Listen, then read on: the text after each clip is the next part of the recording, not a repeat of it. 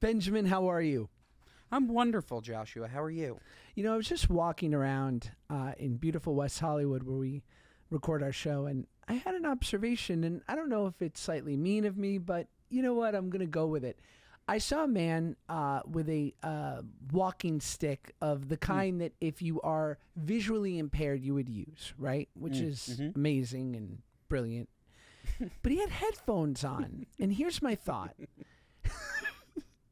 If one of your major senses is impaired, would you not want all of your remaining senses to be at heightened awareness if and when you're strolling the streets? Ben, thoughts?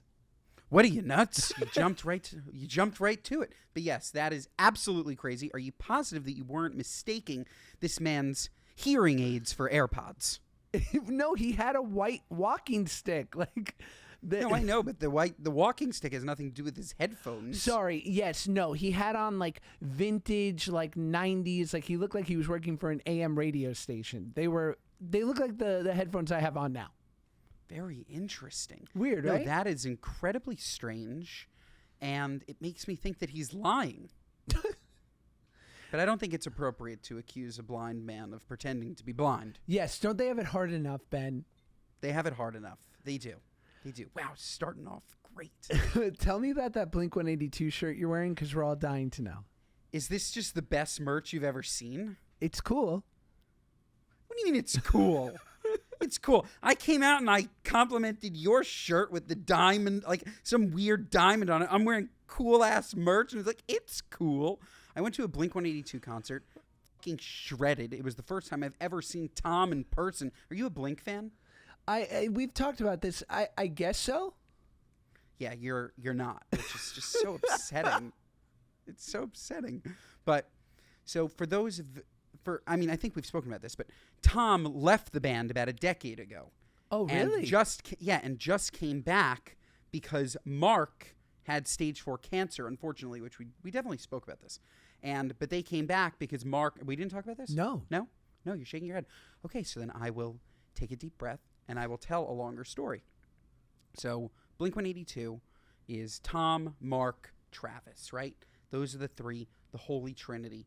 Unbelievable band, childhood hits, it's Blink-182. Anybody that doesn't like Blink-182, I can't understand. And like all rock bands do, they get into some kind of a beef. But this beef was completely squashed because Mark, the lead singer, unfortunately got stage 4 cancer. Thank God he beat it. But they were all like, what are we, nuts? We're fighting over peanuts. This guy's about to die. We might as well come back together.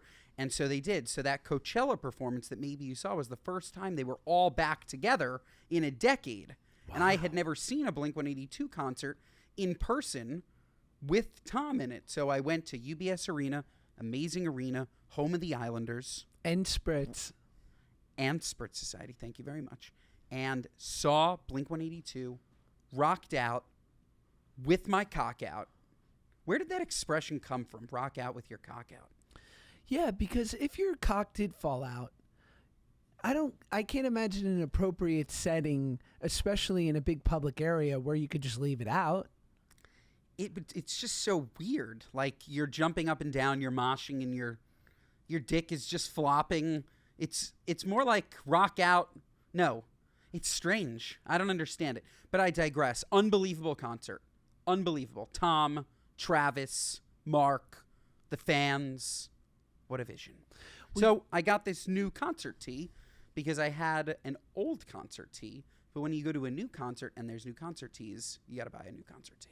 Yeah, I don't know how I feel about concert merch in general, but I will say what I am not about is guys in their 50s and 60s wearing John Varvatos washed Led Zeppelin shirts.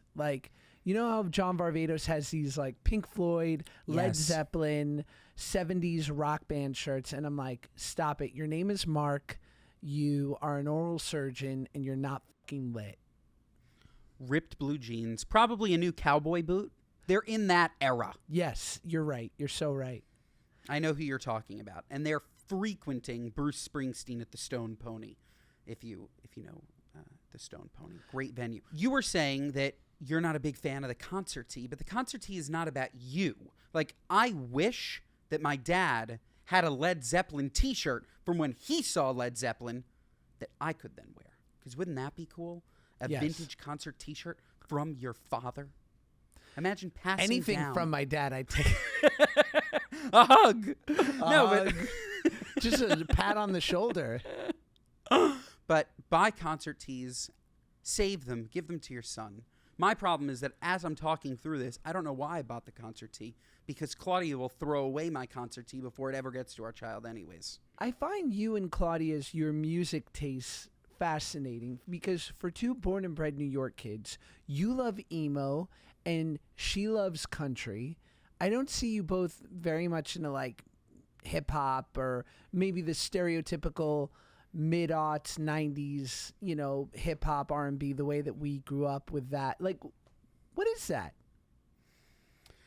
We're unique, maybe. Maybe that's what it is. Maybe you're pointing out the fact that we don't just follow the herd, that we are original. But no, I like all music. I think we both like all music. We're fans of music.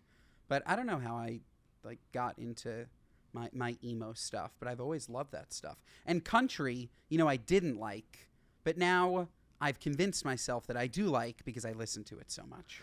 But why is it? Here's what I feel like. People who love country primarily listen to country, and they'll allow for some other music sometimes. Yes. What is it? Is it the culture? Is it the lifestyle? It's interesting. I'm not the right person to ask that question to because I don't only listen to country music. That said, I think that it is... I have no idea. I think I'm drawing a blank. It's fascinating what you identify with, right? So in a country song, they'll be talking about a pickup truck, and up until this year, Bud Light. No, I'm kidding. But they'll be talking about a pickup truck and drinking brews and family and Jesus. You don't hear a lot about Hashem. And, but then in hip hop, they're talking about Ace of Spades and Rolls Royce. So I guess it's like just whatever you relate to. I guess so, but I also don't listen that intensely to lyrics. I'm not saying to myself oh yeah, that's so true. I just sing songs because I think they sound catchy, and then all of a sudden I look back on the lyrics like everybody else, and I'm like, what the hell does any of that even mean? Right. But perhaps you're right. With country, maybe people are excited that they're singing about, yes, their beers and their truck and their fields, and their girls and their guys. Do you find it? I think this is a knock on me. I can't believe people know lyrics to any song ever. So that's interesting because Claudia knows every lyric to every song. I've noticed that about her. My wife too. And are they listening to it differently than us, Ben? It's such an excellent question. I don't know how they absorb so much information. I don't have it. It must be something in our brains. But I would ask you, it's interesting. I don't think I could memorize lines. You clearly have the ability to memorize whatever you want in abundance. So it must just be that you don't care. For me, I think I actually have a mental block or a mental illness that doesn't allow me to do it. Learning lines is muscle memory, and it's just a muscle you practice. I have this app called Line Learner because if this app didn't exist, I'd be divorced. Because me asking Paige to read lines with me literally leads to some of our biggest fights. And I have to remember that not all of us were robbed of our childhoods and forced into child labor at 10. Love you, Mom. But so I'll be like, babe, we got to run these lines because, it's showtime tomorrow. And she'd be like, babe, no, we don't. I didn't sign up for this, and I had a real childhood with real boundaries and limits. And I'm like, jealous. Anyway, so I have this app that allows me to read both sides of the script, and then I'll play it back, and it will only play the other character's lines. And in theory, it allows me to kind of run lines. So what I'll do is, because I love a multitask, when I'm memorizing lines, I'll record it into the app, throw in my AirPods, get my steps in while quietly, hopefully without a lot of people around because I look like I'm mumbling to myself, reciting my, like, if you see me at the airport, I do this at the airport a lot. I'll get there early and I'll just walk the halls of the Delta terminal doing my lines. And it's become quite easy. I just did this movie with Kathy Bates, and she's playing like this Brene Brown, like badass kind of Susie Orman type, and she had a speech that must have been 3 pages, and she's in her mid-70s, and she was just like crushing the lines. I was like, Kathy, you're my hero. Wow. Yeah. Yeah, no, I can't remember anything. So I need that app. And I think that the reason why they must just listen to the songs a lot. All the time. I don't know when, but they must. Maybe in their sleep? Do girls listen to songs as they sleep? But what you could say that about, I've probably heard the YMCA or the Macarena. Like, how many songs have we heard a million times? I can't tell you. I still don't remember the real words. Like, I'll get on the dance floor. Young men, there's no need to feel down. I say young men. That's it. I don't know the next one. Yeah. Na, na, na, na, na, na. A good time. It's because we don't care. I've solved the mystery. It's because I could not give 2 shits about the real words to the YMCA. Yeah, I agree. What's your favorite party dance? Is it the Macarena? Is it the YMCA? The electric slide, maybe? Like to do now, or am I thinking like bar mitzvah days? Because like I loved like a Coke and Pepsi situation. Tell the people what a Coke and Pepsi. These are bar mitzvah games. You just like, they're sort of like relay races, but like not really. You run I don't even know how to describe Coke and Pepsi. You both stand on the same line. Somebody yell, one person's Pepsi, one person's Coke. They yell Coke. Somebody runs. I don't even remember. You see, maybe I don't even care about Coke and Pepsi either. Maybe I don't even care. The YMCA was a great dance. Great dance. Or Cotton Eye Joe. That was probably my favorite. That was great. I went to my friend's son's bar mitzvah in like 2020, and they played exclusively Juice WRLD, and I was like, did something change in the bar mitzvah playlist? Like, where is Cotton Eye Joe? Where is, I don't know, Sweet Caroline? But like the party favorites, where did they go? I have no idea. By the way, it's totally abnormal that you went to a bar mitzvah that was 100% Juice WRLD. All the ones that I go to are still Sweet Caroline. That said, Jews World. Great theme. You ever think of that? I do like that. You ever think of that? It's Jews World. That's why they played it nonstop. I love Hero Bread. I love it. It's delicious. It tastes like bread, right? Soft, fluffy, yummy, all that mouthfeel that you're used to with like just the typical bread that you grew up with. Except here's the thing about Hero Bread. It's high fiber, ultra low net carbs, and 0 grams of sugar. Is that insane? Like, it literally has fewer calories than the leading national brand. Oh, and by the way, it has 5 grams of protein per slice. But the most important part is it's delicious. It tastes like bread. Like, my son and I, we threw it in the toaster this morning, couple slices, gorgeous, butter, jam. He loves it. He never asks. He just knows that he's enjoying something so good that he's used to. And I know he's getting a little bit extra fiber, a little bit extra protein. I feel like most of us are looking to add a little bit more fiber and protein into our diet. And Hero Bread is just the easiest way. Or sometimes I'll make a wrap.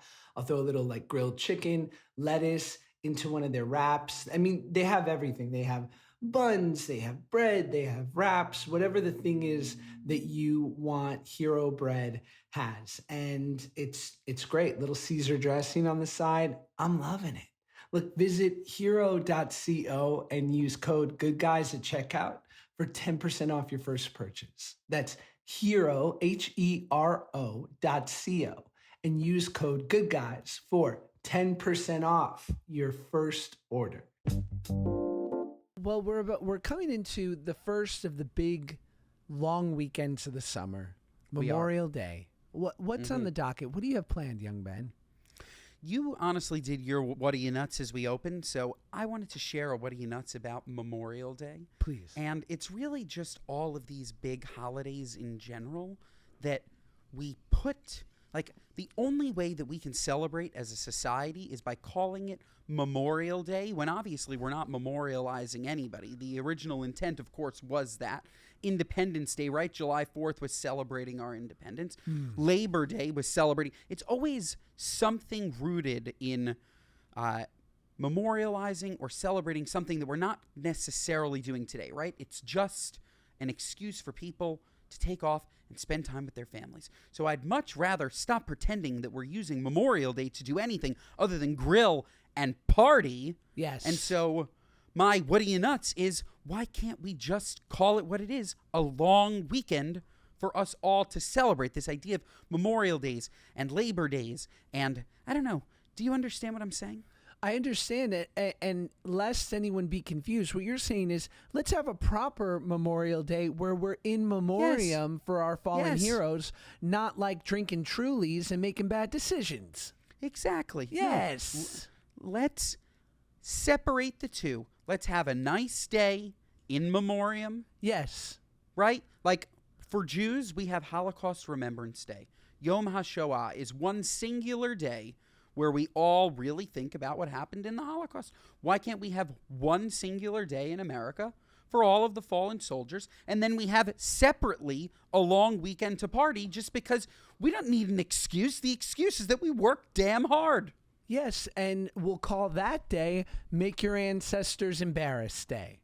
Yes. Yes. Or yes, we will. Yeah, we will. Get back at your dad who wasn't there day. Yes. Yes. Do things that'll haunt you when you're on a job search in 15 years day. Yes. Yes. I agree. It's the perfect weekend to go in the hot tub, even though you've had diarrhea within the last 14 days. Let me ask you this. What are your hot tub rules and guidelines? Because my feeling is, if there's more than 4 people in a hot tub, no matter the size, I'm not getting in. Number one, I will not get in a hot tub at this current age with a stranger. Interesting. Say more. I just don't want to go to a resort and get in a hot tub with a mom, dad, and their 6-year-old. Because, you know, there's always that random youngin' in the hot tub, even though they're not supposed to be, that, like, complain to their parents that they want to come in the hot tub. I'm not in the mood for a family hot tub sesh with randoms. So maybe I'm on vacation with a larger group. It's a couple of friends. It's my wife. Sure, a hot tub's lovely. Or spa, sauna situation. Love a hot tub in that case, right? Best. But a public, semi-public, at a hotel, hot tub, not really my thing. What about you? I agree with you. I think there needs to be more hot tub guidelines in general. I think hot tubs in Vegas, very gross.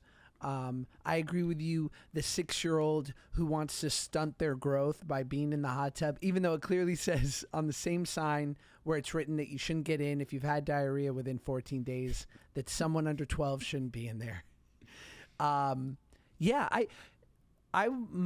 My hot tub experience, one time I was at a hot tub at a spa, and a guy got in the hot tub and sat closer than I thought was necessary, and then I felt his foot on my foot. And first I was like very flattered, and secondly I was like, listen, if you want this hot thing, uninvited toe tapping ain't gonna be it. Okay, you're gonna have to chat me up, and you're gonna have to offer me some orange slices and some cucumber water, because I am not easily won over. No, I don't hook up with dudes, but I was flattered, and I thought it was interesting that was kind of his, like, hey, how are you? And I was like, you're gonna have to do better than that. Was he nude? He was probably, yes, he was nude. Were you nude? You know, there's always a chance. I'm not the nude guy in the spa. You're not the nude guy in the spa. That's what I was going to ask. You're not. I'm not bathing suit guy in a men's only private spa. I'm towel around the waist guy. But that's the problem with the hot tub, because if you bring a bathing suit to a spa, that's a what are you nuts? You're right. You're crazy. You're crazy. You're right. That said, if you're the naked guy in the spa, you're also kind of crazy. So it's a lose-lose, because how are you supposed to enjoy the hot tub if It's looked down upon to be naked. It's looked down upon to bring a bathing suit to the spa. How are you supposed to get in your towel? Totally. I remember having family members who had a big, beautiful pool at the house in which they lived. And once I heard one of them say, me and my wife, we just love swimming naked in the mornings. And I said, I'll never look at you guys the same way again. I don't know why my brain immediately went to, we have these family friends and they have big, beautiful bushes. I don't know. Maybe because everyone who was naked. All I can think about is swimming through their dick water on like a Labor Day. And I'm like, I can't know that you've been in this pool naked, especially with each other. Before we get into my Memorial Day weekend plans, do you sleep in the nude? I used to sleep in the nude when I lived in an apartment, but now that I'm in a house and I'm tasked in protecting my family, I do sleep in a t-shirt and boxers. Even after I've been canoodling, I'll put on clothes again. And because I need to be ever ready, because I might have to handle some crazy trying to get into my house. You jumped from nude to boxers and a tee. What was that transition like?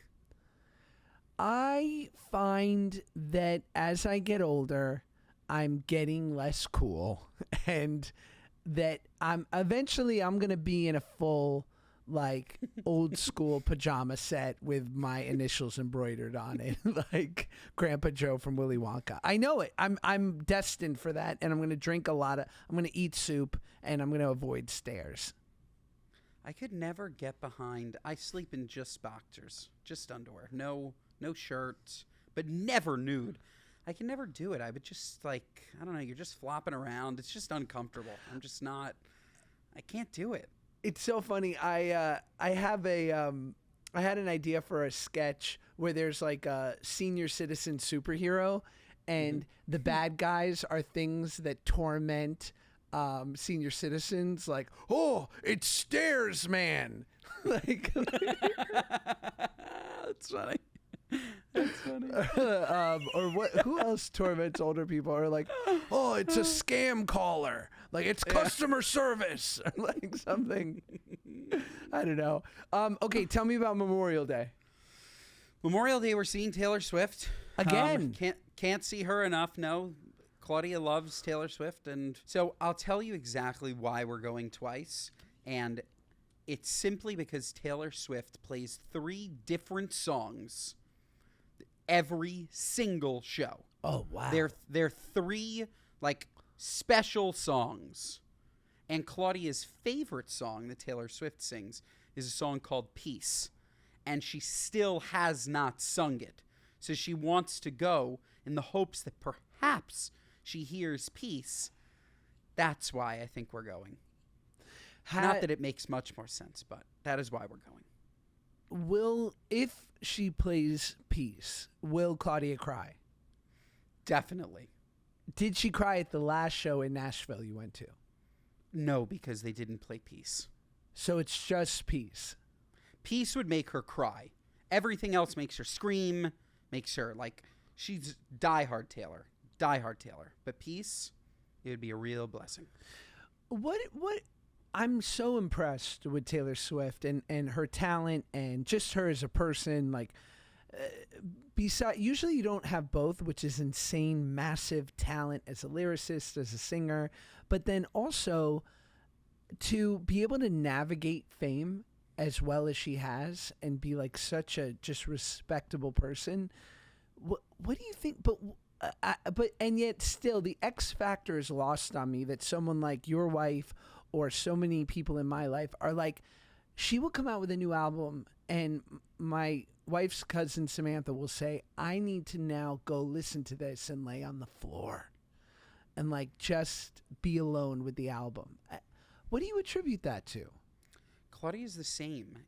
Having seen Taylor in concert a few times, the fact that she goes out there and she plays a 4-hour show, wow, rain or shine, like there are videos of her. I don't know how this woman doesn't have chronic pneumonia. Like, I don't know how she's not dead. Or bad knees. She's performing for 4 straight hours in the pouring rain. She loves her fans.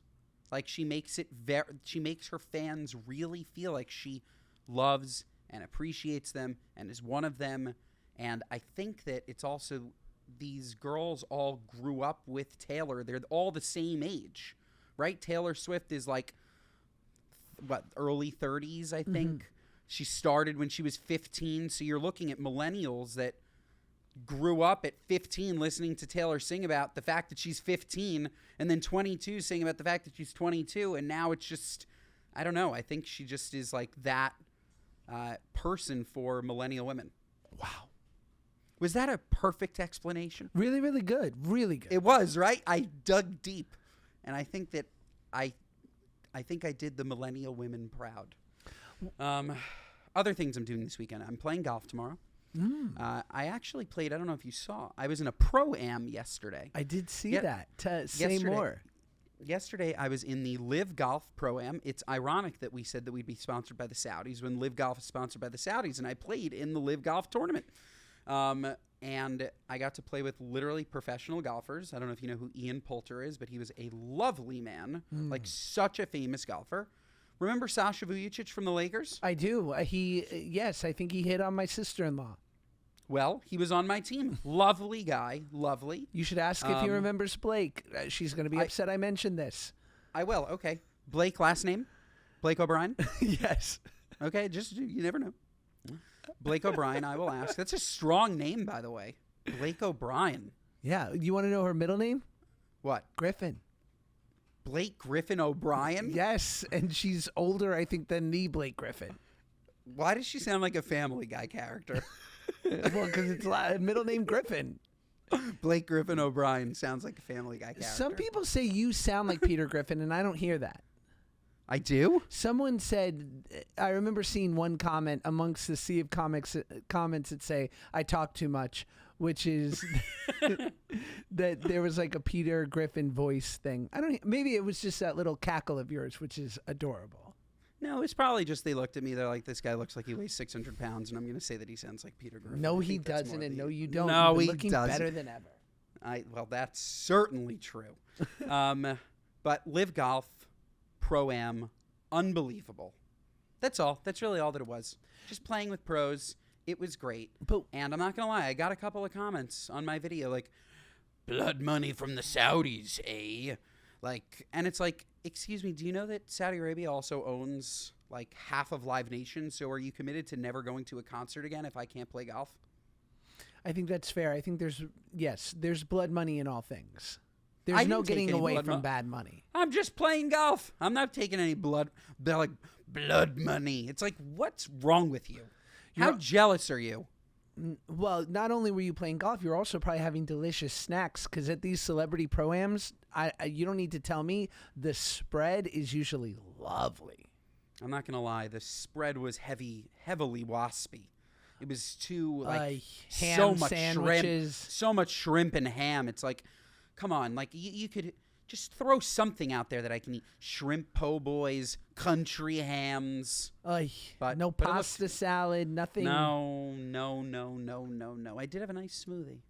I remember I got invited for this massive Mercedes golf tournament at the Riviera Country Club where they have one of the big PGA events. I mean, this is like Mark Wahlberg's a member there. This is a high-end, one of the most beautiful golf courses.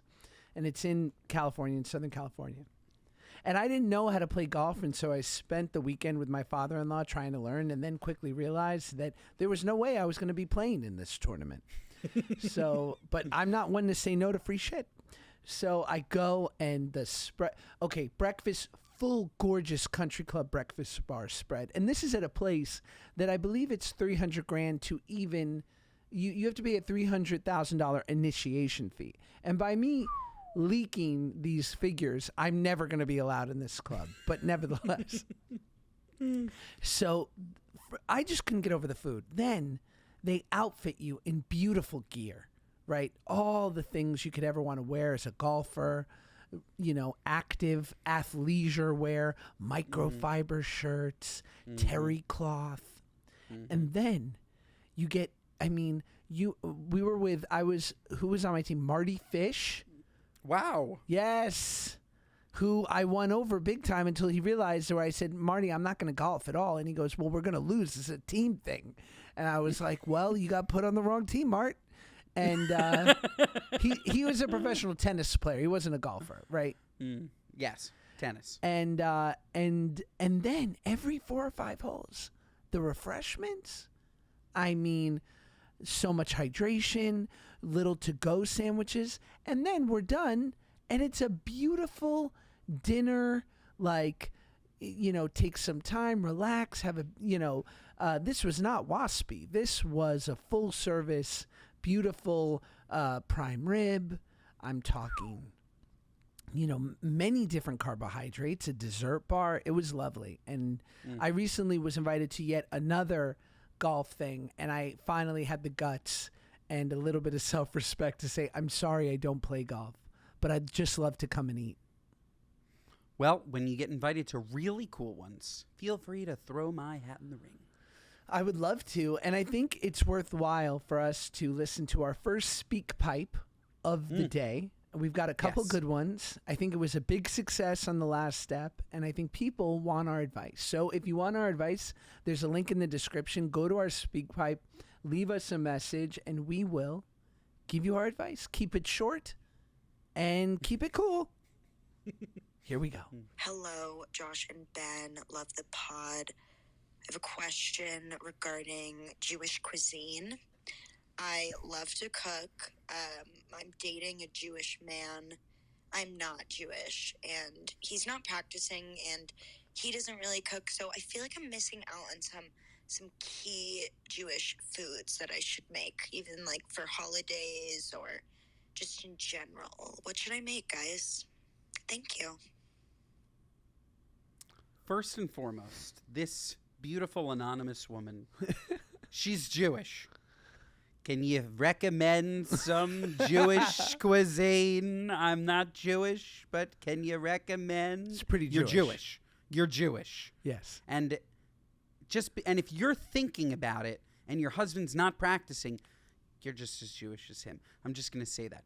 In terms of Jewish cuisine, Jewish cuisine for the most part is very centered around the holidays. So if you are going to a family member of his house for a holiday, typically a roast or a brisket or something along those lines, a gefilte fish. Other than that, on the daily, it would really just be deli. You're probably eating it and you don't even realize it. Like, go get yourself some corned beef, some pastrami, things that you can truly make at home, though. It's a brisket, it's a roast, right? Like, maybe like a schnitzel. But again, you're eating these things already. I have a right? different, here's a couple things. Here's what jumped out at me first. Make a great latke. Hear me out. We don't enjoy the latke enough throughout the year. It's traditionally a Hanukkah food. But here's the good news. If this Jew boyfriend of yours leaves you high and dry, you've now just learned how to make a great hash brown. So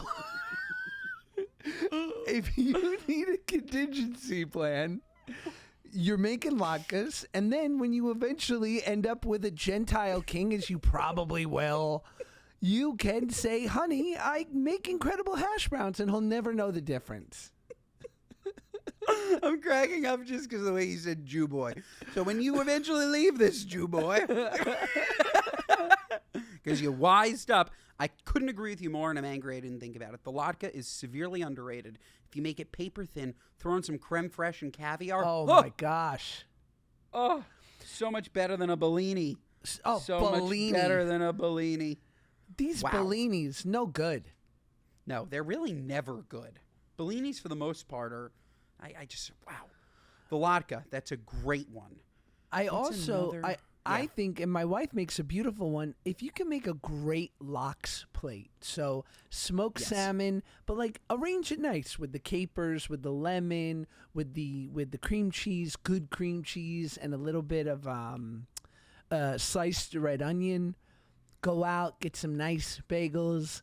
Don't go to your supermarket. Go somewhere where it's their business to make bagels. And a spread like that can be legendary. Legendary spread. Again, Yes. You're right, and I'm wrong, and I just wasn't thinking about it. Hopefully your cream cheese is not Philadelphia. If I ever see a brick at your house, I'm leaving. Fair. I'm leaving. Yes. And maybe throw in some scallions or chives into that cream cheese, zhuzh it up a bit. And for your lox plate, dear God, make sure that there's none of that brown part. You know how sometimes lox has the brown that's close? I think it's like closer to the spine. It's and awful. That means that person didn't know how to cut it. Get the lox, no brown.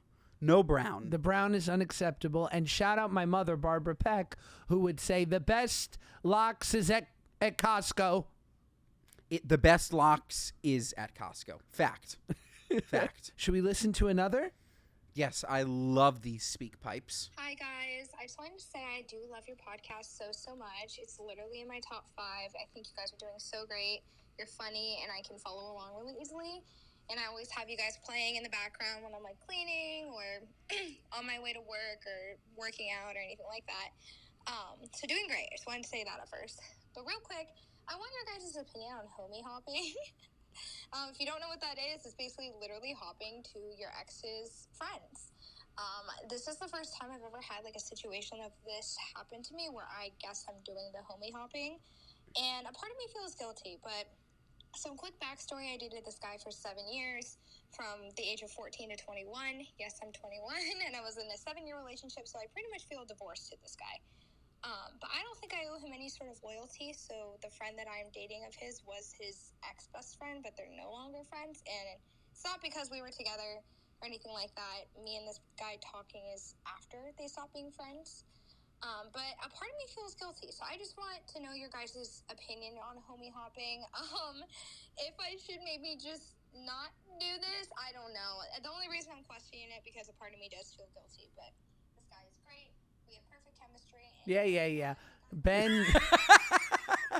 Okay. Before we get into homie hopping, she made a comment that I just want to talk about for a second. That we're in her top 5 of podcasts. Wow. People listen to that many podcasts? Yeah, because you listen to none, Ben. But I'm saying, no, I listen to one. I listen to 2. Oh. No, I listen to none. I don't know. even listen to I know ours. you don't. No, I don't. But I'll listen to the Morning Toast, or I'll watch the clips on TikTok. Sure. But 5 podcasts just seems like a lot. How do you have so much time for so much audio? All right, but I digress. It's fine, unless you have an answer. I listen to a lot. I mean, we both have commutes, but like if you're on the train, if I'm walking, if I was in the city and I was walking anywhere, popping in the AirPods and like a quick 20-minute chunk of my favorite podcast. So I probably ingest 1 a day. So I can easily get through 5 in a week. So, by the way, that's exactly why you don't know the lyrics to any songs, because you're spending all of your audio time on podcasts. I do listen to a lot of podcasts, and there are kid podcasts. So like there's an Arthur one, there's a Sesame Street one, and my son is obsessed with them. And I've learned that that's why people are so annoyed that I'm obsessed with pods, because I don't want to hear stupid podcasts all the time. I get in the car, he's like, Dad, can you put on the Arthur podcast? And I'll put it on, and he'll go, I can't hear it. And I'll be like, it's loud enough. So annoying. Oh my God, that's funny. Well, is it good to be in somebody's top 5 of podcasts though? Yes, stop being so Jewish about it. It's wonderful. I'm just saying. Top 5. It's not as good as top 3. No, it's not. It should be 1. Yes, you're right. That you're right about. But it's fine. Okay. Homie hopping. First and foremost, what a name. So good. Second of all, I'll first comment on the specific state of your relationship hopping with your homie or your ex-boyfriend's homie. It seems like you guys are bonding over shared trauma. You both no longer are with this guy. You both don't like this guy, and he's somebody that you guys bonded over not liking. I have no issues necessarily with it because the friend, your ex-boyfriend's not friends with the friend anymore. And if it truly had nothing to do with it, then it's fine. That said, there's plenty of fish in the sea. I never really understood why somebody needs to date somebody that is friends with another friend. Aren't there other people out there? But in this situation, it seems okay. Here's the thing, and I don't mean to be, God, there's just no easy way to say this. A close friend, you never do it. Never. A good friend, never. But when you have a friend who has a person that they're dating and you wind up spending time with them, you can sometimes develop chemistry with that friend. And you've been around them, you're comfortable. And I can only speak from the male experience, but I think you would be remiss to say, especially when you're in your 20s and there's a good chance like the person you're dating probably isn't going to be the person you're with forever, that there isn't a small part of your brain that goes like, I wonder what it would be like to be romantic with this person. So if the opportunity avails itself in an unscummy, backstabby way to experience this ride, all I have to say is go get a ticket and strap in. Don't you think, though, that it's potentially problematic that all of the time that she had spent with this guy was when she was with her boyfriend? Why is that problematic? Because then, I don't know, maybe she wanted the other guy the whole time. I guess you break up and you're together. Yeah, I guess it's fine. I think you're right. Strap in. Let's listen to one more, if you have one more. I have one from one of our male kings, a male good guys follower, and I think it's worth. Tell me. But before we do quickly, have you ever thought to yourself, do they clean these headphones? These earphones? I think they do. But what if they didn't? What if we're currently getting an ear infection? I'm just saying, I don't know. I would say, when's the last time you had an ear infection? Because I would bet you it hasn't been for 20 plus years. It's been a bit. Yeah. Okay. Because you're a grown-ass man. If I met a 35-year-old who came up to me and it's like, I'm recovering from an ear infection, I'd be like, there's more to it. Be honest. What really happened? If you're an adult and you get ear infections, you're not living right. No, I think, no. I agree. Ear infections are a myth. I'm just here thinking I have an itchy ear. Maybe there's something going on in the ear. Maybe there's like a rodent sitting in the ear in the headphones. Okay, so I have something I've been thinking about. I have been working on a movie, and so we have these lunch sort of setups where it's like a beautiful spread of like a couple carbs, a couple proteins, a salad bar, whatever. And I'm a one plate man. All right. I'm not doing multiple trips because it wastes time. I'm going to load up. I'm going to feed. I'm going to move on. And so I'm doing up my salad. I'm doing just a vegetable medley. I'm doing a hybrid of a balsamic with a ranch, because it kind of cuts the ranch and also adds like an acid note. Are you that way too, Ben? I thought I was the only person in the world that does ranch and balsamic vinegar. That's why we have a podcast. I do that too. Because it only makes sense. Because straight delicious. Ranch is diabolical. It's delicious. Our first piece of merch is going to be a shirt that says straight ranch is diabolical. Diabolical. It's delicious. You need to cut it with the acid. Yes. Fat and acid. Continue though. I love the ranch and balsamic vinegar. But there's no need, by the way, to do vinaigrette. That's extra calories for no reason. Yes. So I'm doing that up. Then and I can see this guy eyeballing me, right? He's staring at my plate, looking at what I'm doing. And I can already tell this guy's I can see the wheels turning. He's getting something ready to say. And I'm like, what is this schmuck going to say? And finally he goes, you can come back. To which I looked at him and, I've learned how to hold back, restraint of pen and tongue. And I just kind of went, for sure. Right. But what I wanted to say is, sir, you're fat. You're not a small guy. Where do you get off saying a word to me? My BMI is in such a good... I have the BMI of a teenager, right? So what are you worried about, what I got on my plate? And I have a family friend who used to do this too, because again, I'm one plate Peck. And I would fill up a really hearty plate and I would do my biz and walk away. And this family friend of ours, she would say, there's going to be more than enough if you want more. And I wanted to be like, babe, I'm not coming back here unless it's an emergency. Don't look at my plate. Also, you could lose 30 easy. So this is a follow-up What Are You Nuts moment of like, if you're bigger, who are you telling me shit about my plate? And also, don't comment on my plate. Thoughts? If you're anybody, don't comment on my plate. That's right. Just leave me alone. There are only a couple people who can truly comment on my plate. That would be my wife, and that would be my mom. Yes.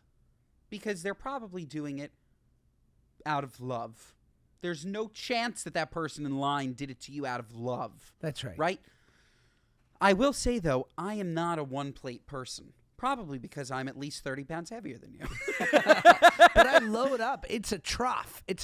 Ben. Yeah, so I don't like that because I really don't often like my foods to touch. Interesting. I have no issues. So I like my foods touching when my foods are meant to be eaten together. But often you go to a spread like that and you have a bagel, lox, and cream cheese. I'm thinking breakfast. Bagel, lox, and cream cheese. You have an omelet station. You have French toast. You pour the syrup on the French toast. Then all of a sudden the syrup is touching the bagel with the lox and cream cheese touching the omelet. Problem. Syrup is a sovereign island on the buffet plate, and you have to be very careful in that respect. You're right. Waffles and French toast cannot share a plate with any other foods. So what do you do, one plate Peck? What do you do, one plate Peck? What do you do? That I will make an exception to the one plate Peck endeavor, but otherwise I'm not. But you're right. Syrup is a sovereign nation. It needs its own space and rules and borders. Okay, good. I agree. I'll give you that. So yes, I've been thinking about that, and I'll tell you, I have something else I've been thinking about. And did you know this, that it's very common for a psychologist, and I can't speak from experience, to take off the month of August. They usually, psychologists will, it tends to be a very common vacation month for them. And I was wondering why they pick August. I mean, obviously the summer months, that's common. But then I also would bet that people tend to be happiest during the summer months. Mm-hmm. You know, if you're a psychologist who takes off the month of February, you're fucking evil. True. And I was wondering if, like, there's a statistic of, like, and I don't mean to be triggering or make light of it, but if, like, negative mental events happen in August because people aren't with their shrinks. Interesting. Think about that, huh? Interesting. I'm more here thinking, what percentage of people in heavily seasoned areas see shrinks versus ones that have more just nice weather all the time? And by the way, LA is heavily seasoned, in case you were planning on putting Los Angeles in that bucket that people like to put in, that the weather's always nice, when in reality you have harsh winters. It's not been great lately, and I'll be honest, we're coming up on June, and we're having another week of, like, low 60s, high 50s, cold, chilly, drizzly. It's weird. It's been a weird winter. It's not weird. Finally, somebody's being honest. You've all been silenced by the tourism board. Finally, somebody's being honest. Yeah. But yes, but like, imagine, like, I'm assuming Hawaii, they probably see, I'd think, less shrinks than in Manhattan. Which reminds me of, there was a speak pipe of someone having a question about psychology, and it could be the perfect segue. Let's pop in. Hey, Josh and Ben. My name is Hannah. Huge fan of the podcast. I watch and listen every week. Keep it up. It's great. I'm here for a little advice on my therapist. I started therapy about a month ago. I found the dude online, looked great on paper. First meeting was great. It was all over Zoom, continues to be on Zoom, and I thought that was awesome. But now I'm not so sure. I'm paying $100 weekly, out of pocket, mind you, for mediocre therapy. I feel like I'm getting nothing after each session. I'll be sitting there telling the man how awful my childhood was, and he'll just awkwardly stare at me through the camera and then say, okay. And then there's a silent pause for about 15 seconds. And in those 15 seconds, you would think your therapist would come back with something where you can be like, oh, so this is why I'm that way, or that's why this happened. There's no eureka moment with anything that he says back to you. I feel like I am going to a bar and getting drunk and then trauma spilling all over the person next to me, and then paying for all of their drinks. You know, I'm getting nothing out of it, absolutely nothing. And I'm spending money, you know? I don't know how to go about this. I don't want to work with the man anymore. I want to find someone different, but I don't know how to tell him. And I also don't want to ghost him. So what do I do? Thanks. That leads us to the sponsor of the Good Guys podcast, BetterHelp. If you're having psychology, just kidding, BetterHelp, hit us up. What the fuck? You sponsor every other podcast but us?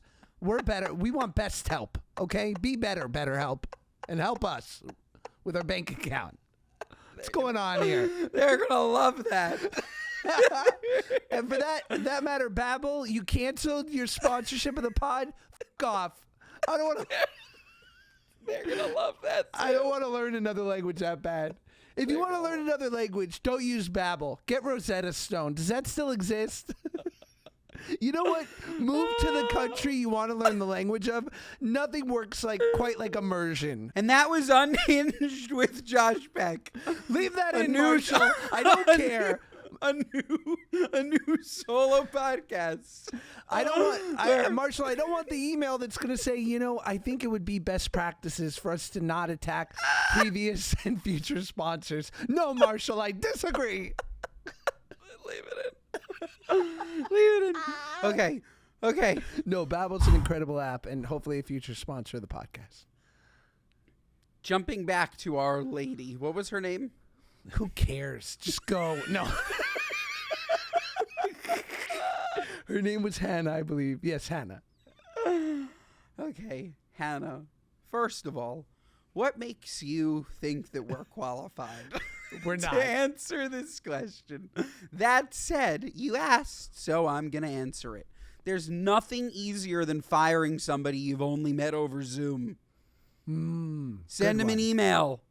Text him.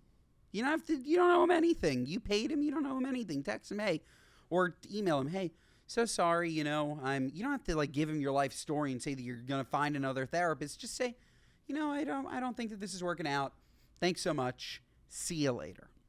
Next, $100 out of pocket for therapy, I don't think is a lot of money. So I think that if you're thinking to yourself that you're going to do better for $100, I think you're wrong. And I just want to preface that. I think that good therapy costs money, unfortunately. And so I would prepare myself for that. And lastly, she used the word eureka, and that made me question, where did eureka come from? The gold rush. It did. Eureka, California. Boom. You learn something new every day. Bang. Eureka. Ben, have you ever done therapy? I feel like you don't need it. I've done an isolated session or two, and the times that I've gone, I've thought to myself, I don't think I need this, and I don't think I do either. I do think that it's nice to have somebody to talk at, but I don't often need their answers, if that makes sense. So this sounds like a great therapist for me, if you want to recommend him over. Somebody that just listens to me and says nothing, and we move on. And $100, cheap. I have benefited from therapy, as you can tell from my rant about 4 minutes ago. I'm completely mentally stable.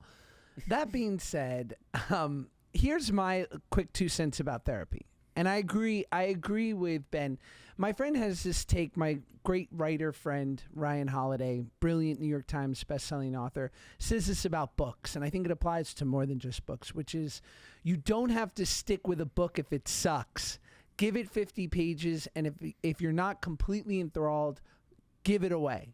You can always move on. There's millions of books. Because I think that's a big part of people's aversion with reading is they feel like they have to tough it out if they're not completely connected. It's no, find the book that grabs you in the first 20 pages. So I think it's okay to walk away. If you're 100% done with this shrink, and only you know that, then agreed with Ben, let it go, be done, fine. You can do it over Zoom. If you are 80% done, or slightly on the fence, I think it's worthwhile and sometimes can benefit you to say these things to your shrink. To say, I've been, feeling this way, and I'm hoping for something a little bit more where it's a little bit more clear, the progress, or this is what I'm looking for in feedback from you. What do you think? Because I don't think shrinks can read our minds. And sometimes their approach, they could be good at what they're doing, but it just might be different than what you need at that time. And maybe they can shift and accommodate what you need. I would imagine therapy over Zoom, which I've done, is a little bit harder than in person because you're just not getting all the same cues. And maybe your shrink has really slow dial-up internet, so there's a lag. Anyway, that would explain the pause. But I think also what's important to remember about therapy is that,